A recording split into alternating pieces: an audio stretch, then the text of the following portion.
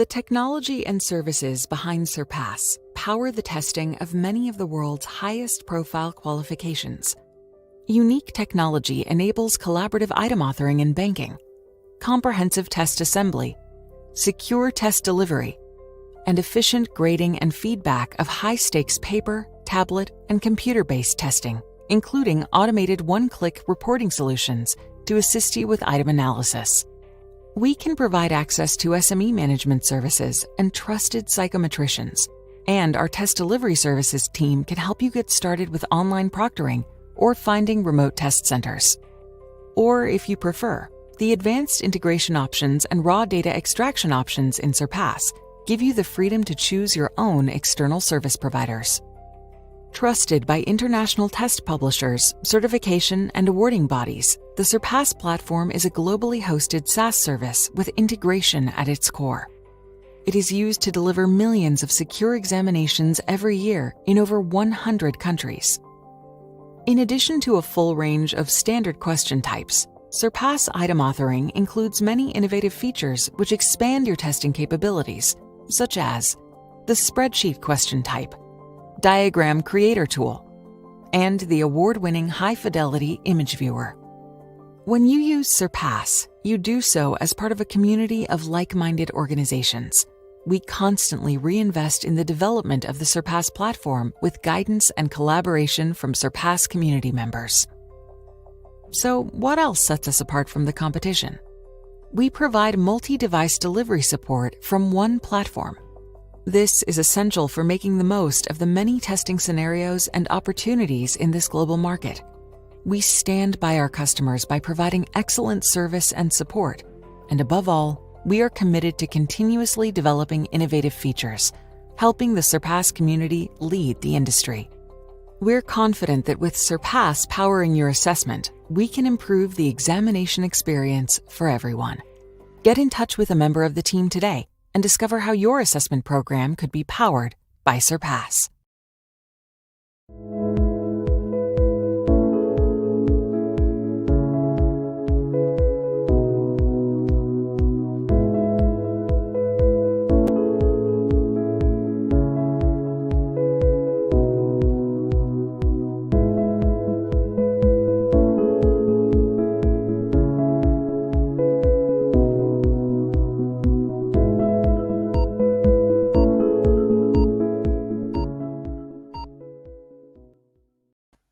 Hello and welcome to another Surpass community webinar. My name is Ben Brady. I'm part of the marketing team here at Surpass, and today I'll be joined by Richard London, our Head of UX Design, and Andy Varley, who is the latest member of the team. He's joined us as an accessibility analyst, and also Neil Dickinson, who is one of our senior UX designers here on the Surpass team. Hi everybody, how are you doing? Good, thank you. Good, thanks, Ben. Thank you.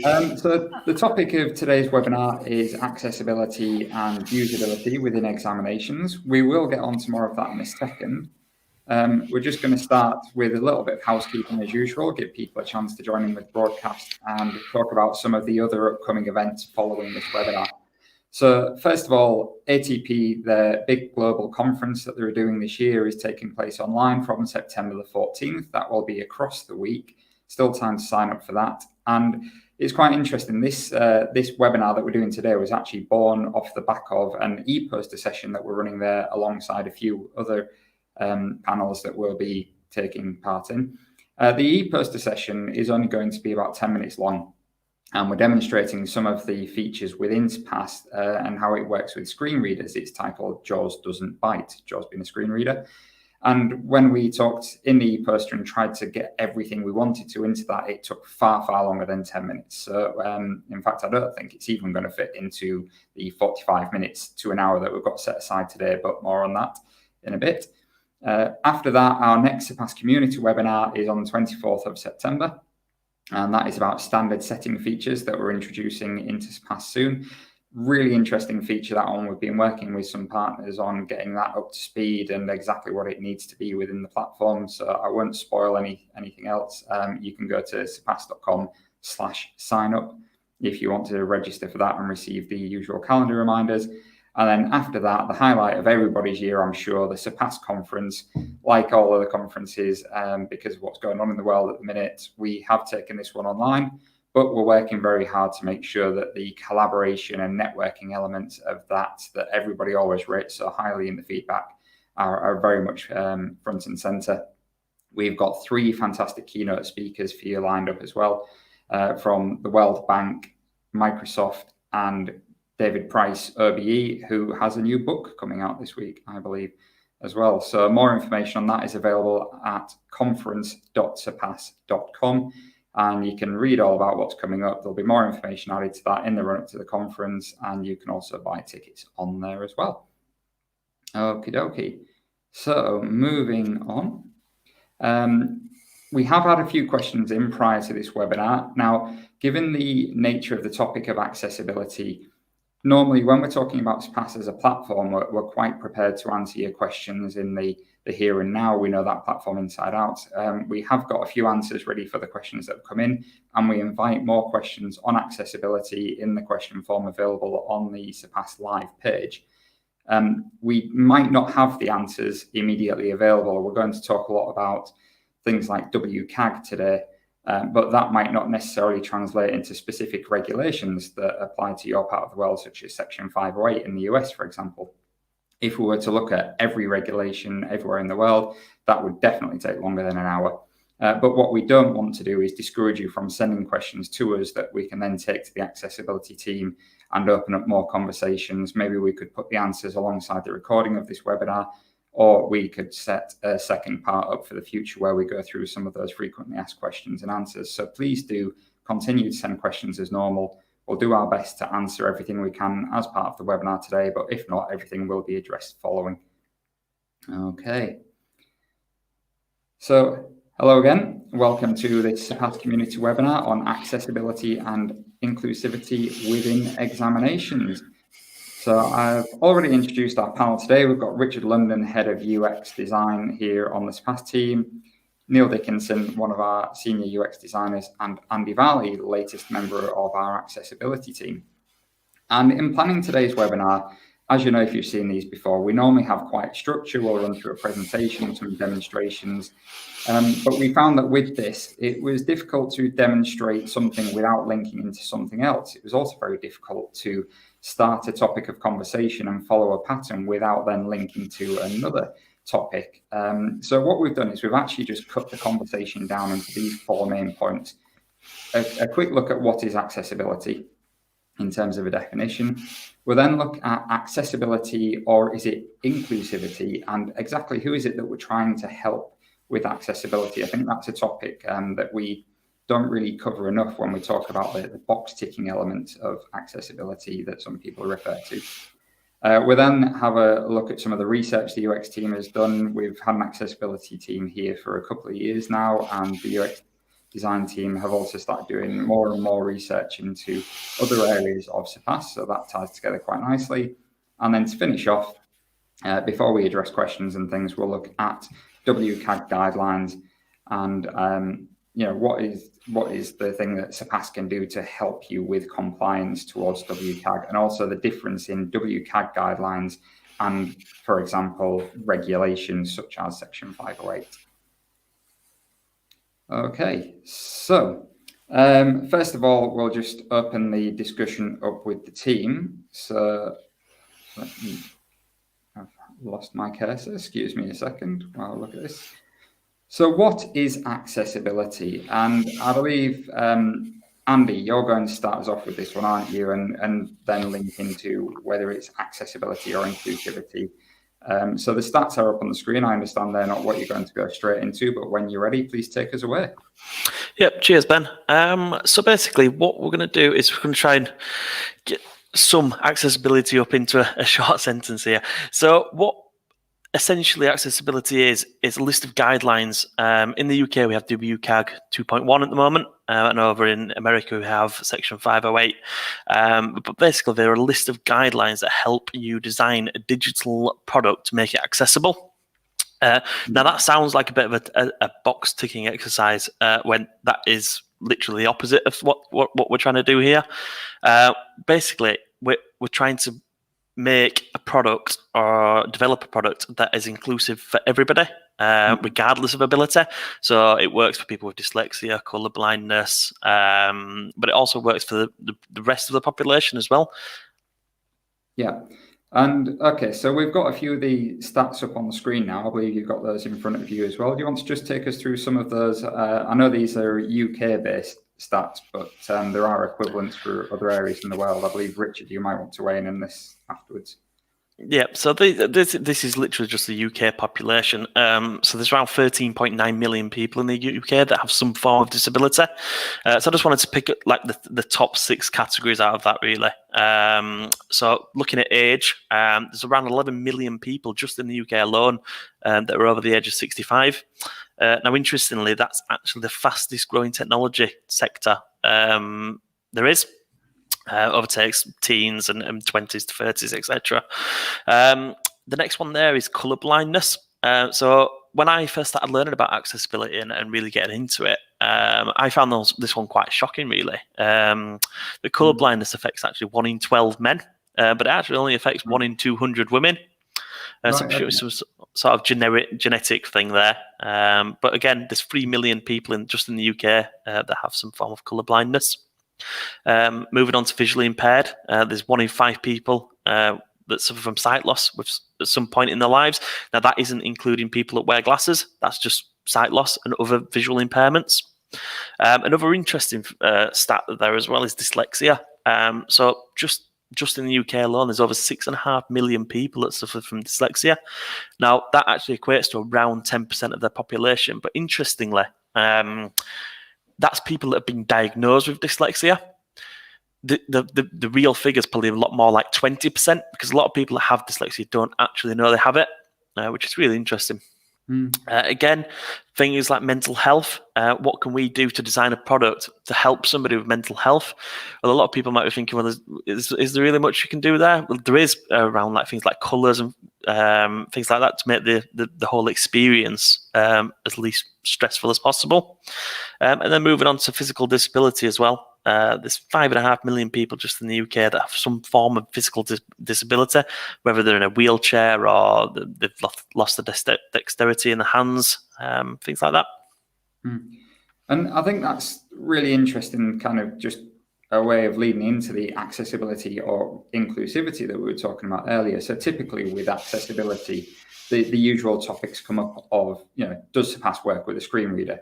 Well, yes, it does, and that's fine. But also, do we consider like examining anxiety, for example, as a disability? Now, I think it's fair to say that 99% of people out there will feel some kind of pressure before going into an exam, but that's very different to, say, having anxiety that is triggered by different colours used on the screen. I know when we were talking in the preparation session before this, that was a topic that came up, wasn't it? And I believe you've done some research on that, haven't you, Andy, before coming to BTL?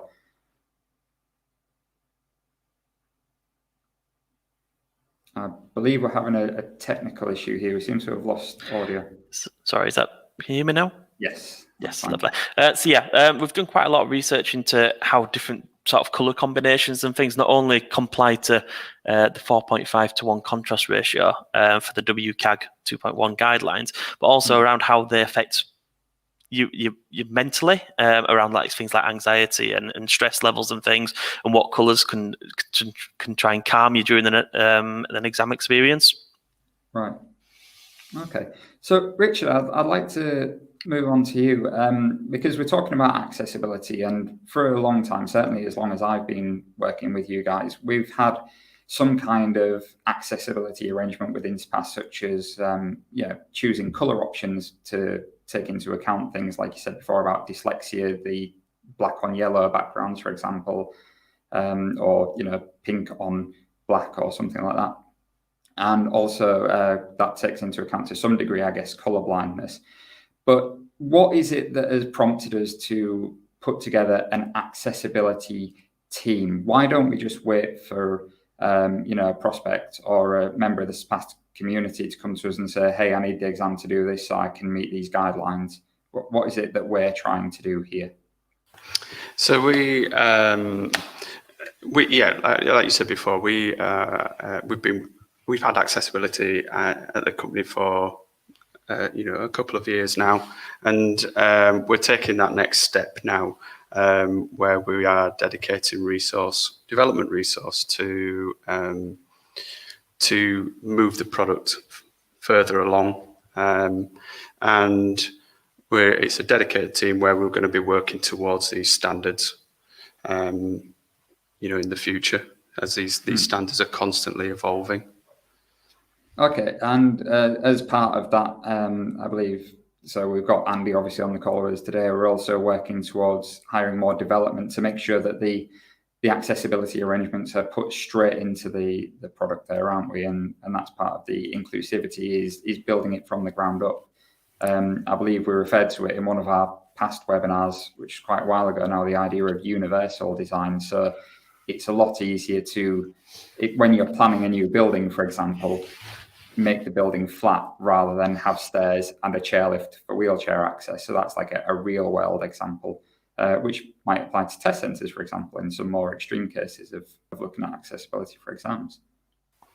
Yeah, that's right. So we're looking at new development and building on top of that, but also looking at the developments that we've developed in the past, and as the standards, which we'll probably get onto later on, as they evolve and new standards come out, it's a moving target. It's something that we have to keep going with. It's not just something that we just build and accessibility, right, okay, on to the next thing. It's something that is just constantly evolving.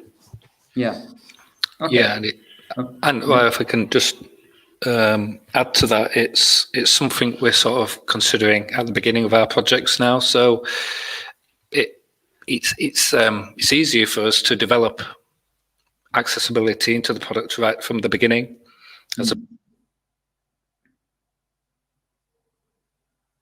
Sorry, Neil, we seem to have lost you. There's, sorry. Yeah, sorry. So I was saying it's more efficient for us to develop from the beginning of a project and change the way we design accessibility for our delivery system. It's also probably cost effective as well for the company to develop that in right at the beginning. Very good. So I would like to talk to you a little bit, Neil, about the JAWS stuff that is part of the EPOS session. We're just going to touch on it. But before I do that, there was a poll that was flashed up at the start of the webinar for some users, depending on where you're watching. And we asked in that poll, how high is accessibility on your agenda? And the answers were, is it high, it's not so high, or it should be? And I think it's pretty interesting stats that have come through here that we've got 57% say, yes, accessibility is high on our agenda, with 42% saying that it should be. So that's really promising figures there. We've got a good, almost 100% rate of people watching today agree with us that, it's about accessibility. It's about creating the best possible testing experience for everyone. So I just thought I'd share that with you early on. Okay, so moving back on then, talking about accessibility versus inclusivity. So Neil, I believe that you've been involved in talking on the EPOS session about JAWS. Well, I say I believe you have. I know you have because I hosted that with you, and that will be revealed at ATP.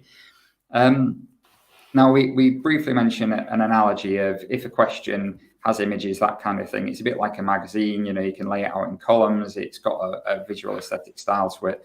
But in order to make something accessible, the question has to be read by a screen reader, and it's important for the software, I suppose, to work in a way that's compatible with screen readers. Could you touch on that briefly for us? Not enough to ruin the e-poster, but just to give people a flavour. Oh, sure. Yeah, sure. So, our delivery systems uses HTML, CSS, and the screen readers can interpret that. And what they will do is they will look at the code kind of from a top to bottom. So it's important that we have the question content in a logical order. it's important that we have all the navigation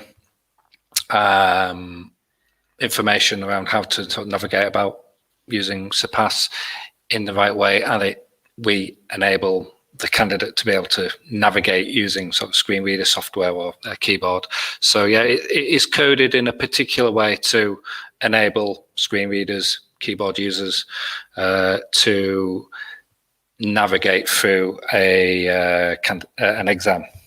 Yeah, and it's important that we make sure that all of the information available on screen that is important is available to everybody. So I believe we can skip through certain elements, can't we, such as the timer, so that candidates can get on with the exam, but then that's available for them if they want to skip back to it. Again, yes, that's right. So they can go back through questions they may have missed and just recheck their answers. They can, double check their answers on the screen. But to the point you were making, yes, when a candidate goes to a new question, we don't put them through the process of them navigating to the beginning of the question. We direct them straight there as soon as they hit the new question. Great stuff. And this is the kind of thing, again, to run demonstrations now would take up quite a lot of time and not be particularly conducive to the conversation that we're having. But if people out there want to see examples of JAWS working with Surpass and how that works with the Surpass test driver, then they can get in touch with the team, can't they? We have some videos that we might be able to send them, or we could create some kind of demonstration for them. That's right, isn't it? Yeah, absolutely, yeah. Okay. Great stuff. So moving on then to the topic of research from the UX team. And Rich, I believe you're going to lead us on this one. So it's not that we're going to talk about specific research today, but more the methods that you go about doing research and involving third parties. Could you start talking a little bit more about that and maybe explain to us why we involve third party? Why don't we just, again, listen to customers who say we want this in the product, or we say, well, actually we've done our own research and it works this way? Yeah, so we do work with third-party organisations that we ask them to commission what we call audits, and what they do is they will review the product, go through, and they test it with a number of users that have access arrangements and using lots of different assistive technologies. And what we're doing there is we've got access to those individuals, and what they do is then they generate this audit, and from that we can kind of go through the results of that. We also conduct our own internal audits as well, just to kind of, it's kind of quality matching and making sure that we're on point with those kinds of methodologies as well. Some people may think that there could be some bias if we're doing this internally, and so that's why we do kind of refer to these external organisations. And it's interesting the kind of the issues that come back from these audits, because a lot of the certainly around assessment, it's the context of use of these things. And we have to engage with these third-party organisations to try and work with them so that we can both have a better understanding of this kind of context. And sometimes... Oh, sorry, carry on. No, sorry, go on. I was going to say, do correct me if I'm wrong, but when we were talking in the preparation session, one of the things that you brought up was the idea that these third-party organisations have access to potential candidates, I suppose, people who actually have the disabilities that would need to use the software that we may not have access to in as greater numbers ourselves, and that's really important, isn't it? It is, yeah, because when we first started to look at accessibility, we kind of thought, we had it in the product where it was to do with color preferences and being able to change the product from full color high fidelity to just 2 colors, so like I think you talked about before, Ben, kind of a yellow background and black text, and that's to do with contrast. But there's lots of other things that make up accessibility and requirements, and so these audits are, involving people that use JAWS, that aren't able to use a mouse, that have, say, color blindness, who have dyslexia, who need Dragon naturally speaking, kind of voice input into the system. So there's a whole plethora of different assistive technologies and ways that we need to make the product accessible. Yeah, and I think I always remember as an anecdote a couple of years ago, Neil, I believe it was yourself, me, and our video guy, we went to speak to a chap who had cerebral palsy, and that was to record a video for the conference in the early days of accessibility. And I think I personally, I'm quite embarrassed now when I think how little I actually do know about this subject, especially talking to people like Andy, and it's a great learning experience for me personally. But we went along thinking, oh, it's great, he can use assistive technologies to write an essay in an exam, even though he would normally use a scribe or that kind of thing. And in speaking to him, he said, well, it's great, and I love that I would be able to do this, but actually to write more than a text message is actually quite tiring. And it turns out that he had to use his head to press a button with a crosshair on a text screen. So we think of accessibility in the sense of, yes, it does make it able, but that doesn't necessarily mean that that's the best exam experience for somebody still. No, I'd agree. I think it's a case of BTL educating item authors on the sort of the best approach or things to watch out for when creating questions and setting up exams. So it's that direct feedback that's really useful. And when we have worked with clients in the past, going into specialist schools to get that kind of information regarding sort of disabilities and that. Yeah.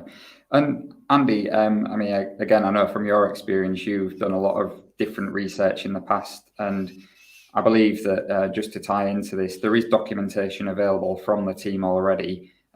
We are, as an accessibility team, we're not just about making sure that the product is compliant, are we? It's you love talking to our customers, to the Surpass community, and you want to help their item authors in making sure they make best use of Surpass as a tool to help them make accessible exams. That's correct, isn't it? Or inclusive exams, sorry, to use the correct term. Yeah, that's right. So we're making our delivery system as accessible as possible. Accessible, I should say. Now, what we're doing as well is we're building a section into the training website where there will be documentation for item authors and people that are creating tests and things, so they know how to build an accessible test. They know what color contrast to use. They know how to enter alternate text for images, things like that. So I think that would be really beneficial for them once that's up and running. Yeah. Okay. And just sort of looking back at some of the notes that I took in that prep session here, I've got one. So again, talking about the things that aren't explicitly disabilities, I suppose, but we talked about the idea of accessibility and inclusivity for people who just might have lower mouse dexterity, for example. And Rich, you've done some research, haven't you, on a project delivering tests into schools, where normally we would look at exams from a general qualifications point of view, but actually if you're delivering to children on tablets, say, they might have different physiology in the way that their fingers operate and the way that they use tablets. That's actually a very important part of the design from your point of view. Yeah, that's right. It does make you question and change the way that you design things, because you are thinking, so things like button sizes and what we call the hit area of buttons. Someone can use a mouse but doesn't have much dexterity, as you were saying. You want to be able to make that hit area larger so that they can select next, etc. It's not just about inflating everything on the screen. There's some thought that has to go into that. And you start to question whether some of the things that you've put in from a visual bias point of view, whether that's actually required, whether you really need that on the screen. And you can end up with a design that can look very, very sparse, but it provides, a good experience.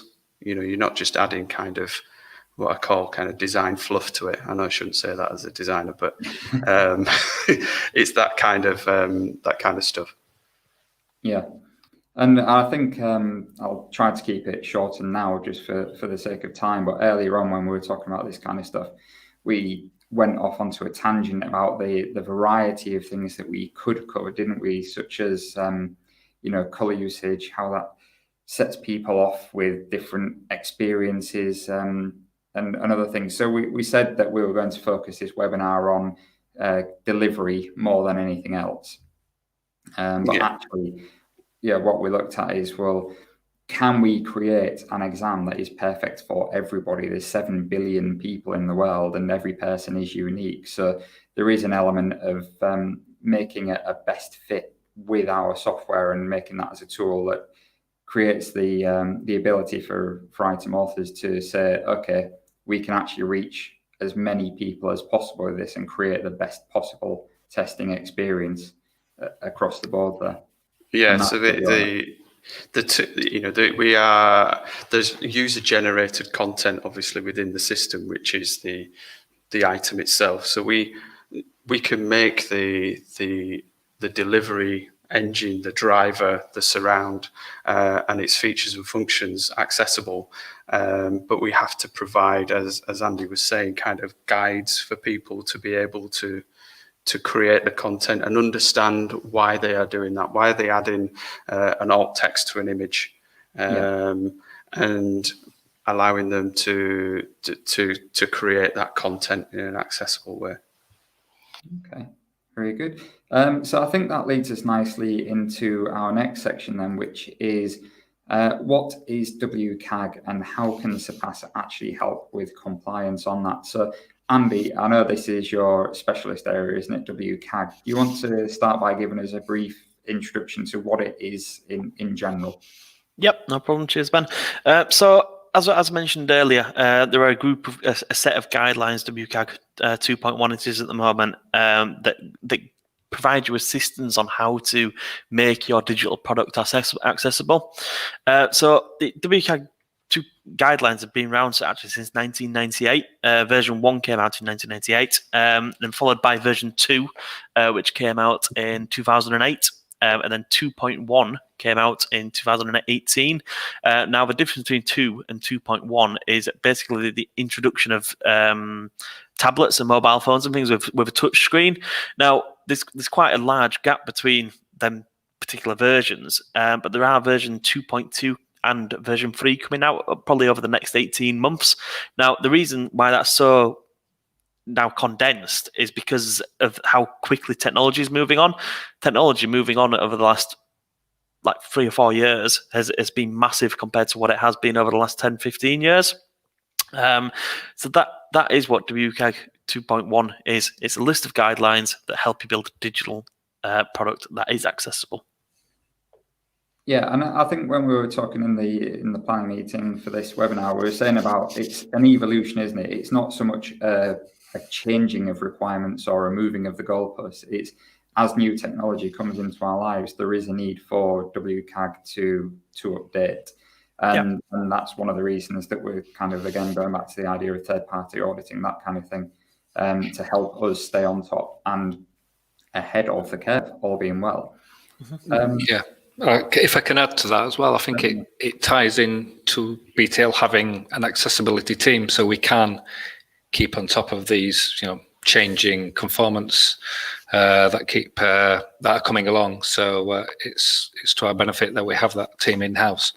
Yeah. Now, while I've got your attention, Neil, so I know that you've been involved in some prototyping So when we look, I think Andy just touched on the idea of different levels of WCAG and the standards for the A, AA, AAA, that kind of thing. You've actually been involved, haven't you, in some prototyping to look at those different standards, how we might reach them in the future, and different things that we can work towards to go beyond what is required. Do you want to talk a little bit about those?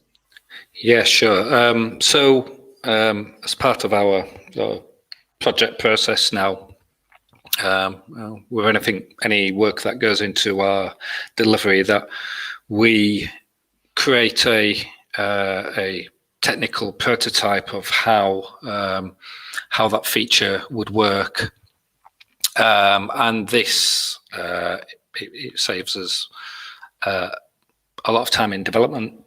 We kind of work out, answer all the questions, work out, and make sure we conform before the development team put the feature into the product. So it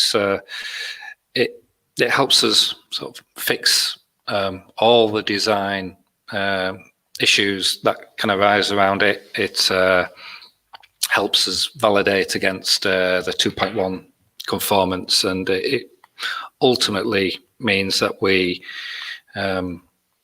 not trying to sort of fit the guidelines in at the end of a project, which may lead to sort of more work. Yeah. Okay. And just to extend on that, so we're working towards WCAG guidelines. We're working towards a best fit. Is there something in place, say, this past community member comes to us and does say, we need a particular font for, we're delivering in a particular part of the world, and part of the regulations there are that this font has to be used or this color has to be used. Is there a way that we can integrate that within Surpass?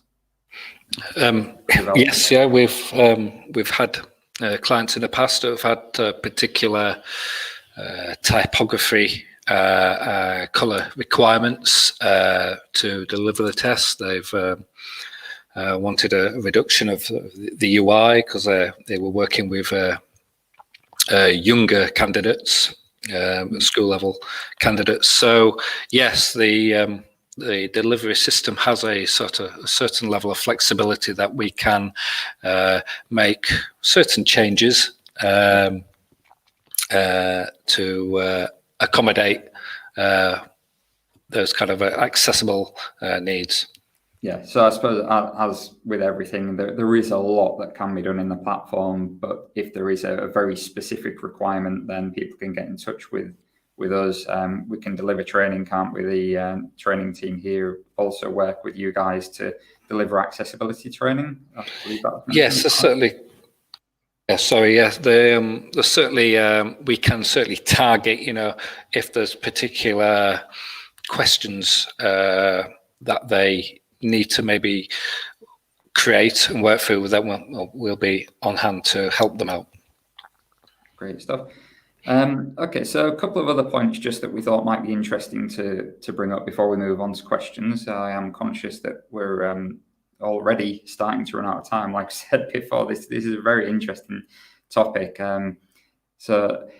We talked about the WCAG standards, and for example, so the use of images and alt text. I believe, Rich, you've already touched on that. But Andy, do you want to talk a little bit more about, again, the idea of accessibility versus inclusivity? Like, it's not always the best idea to use alt text, is it? If an image is decorative, am I getting that right? That's right. Yeah. So basically, with the images, from a screen reader's point of view, if there's an image above a question or a part of a question that's critical to that question, it needs to be marked with alt text.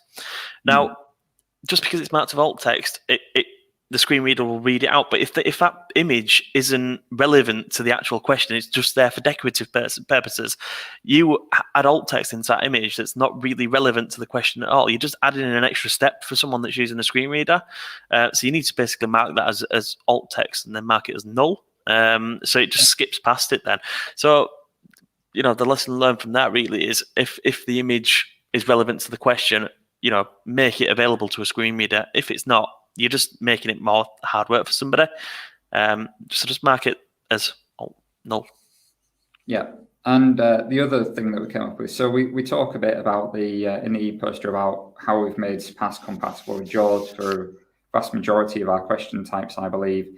And in most cases, that's great. But for example, it works with spreadsheet question type.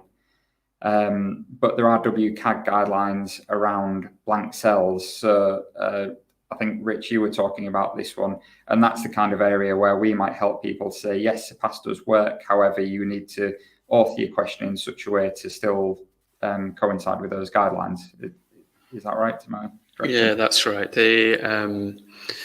It's really interesting. I don't know if anyone has used kind of a screen reader before, but the way that it obviously describes, and I think that's kind of what we've been talking about previously, the way it literally just reads out the whole of the screen, and you kind of having to paint a mental picture of what that is, and it can be quite overwhelming. And so that's why, as Andy was saying, you're trying to remove some of those bits. You know, this kind of, we talk about kind of cognitive load, etc. Yeah. And we're trying to remove certain parts, and there's certain techniques that we employ to do that. And kind of, yes, tables is a good example of that. Yeah, it's not just down to the item authors in that case, is it? It's down to the people that are actually administering the exams to maybe look at the requirements for an individual and say, well, hang on, they're using a screen reader. That's fine because they can do the exam, but actually, depending on the screen of the speed of the screen reader, they may require an extra 30 minutes to complete the exam. Or like you say, if there are questions that involve a high cognitive load, then we need to have a reasonable adjustment in there for them to actually go and complete the exam comparatively to somebody who is just taking that information in visually. Yeah, so so we can offer kind of, we have the functionality within the system to offer extra time, but I think kind of, I think we spoke about it, for me, the utopia is that people with access arrangements can, and people who are able-bodied can just all sit in the same exam room and be able to take the same test, regardless of what kind of assistive technology that they're using. There's obviously people who require readers, and that's a separate point. But I feel as though that's, it's a something worth trying to achieve. Yeah. Okay, so I think we've talked for quite a while now. I'm going to move on to some of the questions, if that's okay, that we've received in, unless anyone's got any burning points that they want to raise before we move on. I think we just on something on the, touched on section 508 earlier, and that's something, just for clarification, that's something that is an American kind of standard, and it takes into account WCAG. Section 508 is an overarching it's a regulation, it's a regulation, yeah, and it takes into account WCAG 2.0. There's such things as the AODA in Canada as well. Again, that's a very similar, and that works towards WCAG guidelines. And people talking about, in conferences, talking about QTI. The new version of QTI 3 has, I think, come out last month, or first version of it. And that considers accessibility as well, WCAG guidelines. So there's more and more things kind of picking up and using these standards. It's important not to get the two mixed up, I think, isn't it? I mean, I'm sure a lot of the people watching here today, if they're already interested in accessibility from a professional point of view, will probably understand that WCAG are guidelines that fit into other regulations. But I think a couple of the questions have touched on that. So we'll move on to that now. The first question here, so I would like to learn more about the development of a paper and pencil examination for licensure purposes. Are there any requirements to have someone who specialises in the disability review the exam? Now, when we talked about this before, this is something where we would be quite happy to talk to the individual if they want to email the accessibility team. The email address is shown at the end of this webinar, but it's accessibility@surpass.com. This is quite a difficult question to answer, isn't it? I think, Andy, if you don't mind going, just because when we talked about this before and we were thinking, well, how can we answer that? We don't really know. Without knowing the details of that exam and where they're operating and the regulations that they have to adhere to within specific countries or regions, we can give best practice. I think what is fair to say is that Surpass is used by tons and tons of awarding organizations and licensure and certification bodies to move from pencil and paper to on-screen examinations. And a big part of that is making sure that everything that is achievable on pencil and paper is achievable within the platform. So with regard to accessibility requirements, in terms of having someone who specializes in the disability reviewing the exam, that would be similar to their pencil and paper equivalent. Is that fair to say? Yeah. So if you want to get in touch with us with more details about that, we do also have a test conversion service available here. It's Surpass specific team. So they may be able to get involved and talk to you there about how best to actually move those tests from pencil and paper to on-screen test, if that's something you'd like to consider. Okay, next question. I realize that there's no one-size-fits-all solution to making exams accessible. How is the design of Surpass going to allow for candidates' individual needs? So again, I'll throw this out there to you guys. I believe we've already touched on it. Hopefully, through the course of the webinar, we've already helped to answer the majority of this question. But has anybody got anything to add other than that Surpass is configurable and we would work with item authors? Yeah, so just something around like the training site that we've got as well. So there will be an accessibility section added to that site very soon, with how you can build an accessible site. So it'll be things around like color contrasts, how you add alt text to images, what the best practices are. This is how you do this. This is how you do that sort of thing. So I think once that launches, that will be a massive help to anyone. I think as well, it's important to kind of note on the why. Why are you adding an alt text to that image? Okay, so again, anybody, if you have questions like that and want to talk in more detail about a specific need that you think might come up, to add some context to that. Again, Rich, you talked earlier about users in context, didn't we, in the range of disabilities, how they might be affected. So I think that's definitely something that we'd love to talk to you about. If you want to get in touch again, maybe invite you onto a future webinar where we can discuss those needs and talk about how we've worked together to come up with a solution. Okay, next question. I'd like to gain an update and to know what is new within the requirements of accessibility. So again, requirement, that very much sounds to me like something like a regulation that you're trying to work towards. So it's very difficult for us to answer this right now without more context. But I think, Andy, is there somewhere with regard to WCAG that somebody can find the information there if they want to stay up to speed with what is required from WCAG conformity? Maybe that would help them in their general quest for knowledge. Yeah, so the website is w3.org. They're basically the creators of WCAG. So you can take a look at that website. There's loads and loads of information on there. There's all the 2.0, 2.1 checklists. There's all the information on there about 2.2 that's coming up as well, and version 3 next year. The guidelines haven't been set out as such for there, but they are providing, I think it's monthly updates on the progress of that.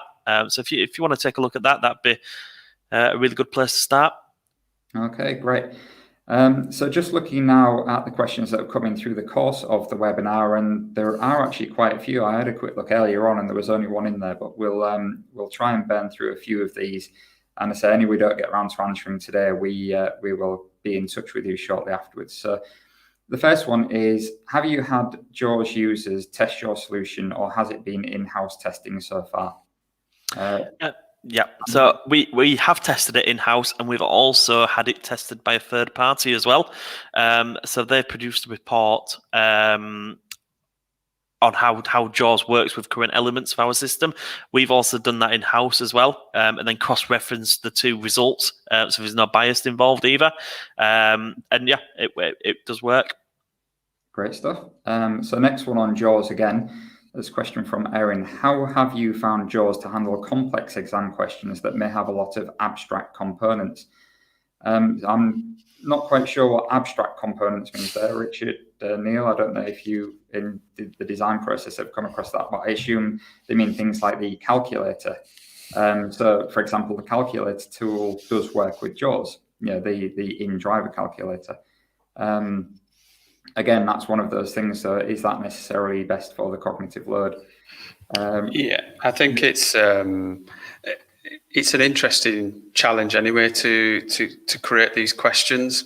And if it's going to be a challenge for JAWS, it's probably going to be a challenge for people with other access arrangements navigating the screen.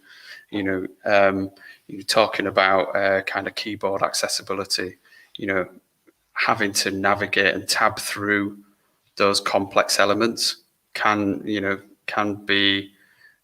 induce fatigue as well. It's not just, it's about efficiency of use. We're always doing more testing and seeing where there are kind of issues that we need to fix. Like we've talked about before, it's an ongoing process. This thing is never complete. There's always something, as new question types are developed and as new tests are developed by organisations, there's things that need to be checked and changed and improved, etc. And it's constantly evolving. Yeah. Okay. And we've got a question from Barry here. Bear with me. So the work being carried out in Surpass delivery is fantastic. Presumably there is also consideration to the wider Surpass platform. I think to just say I can see you smiling there, Andy. Yes, there is consideration to the wider Surpass platform. However, that is a whole other series of webinars in itself, isn't it, about how we approach that.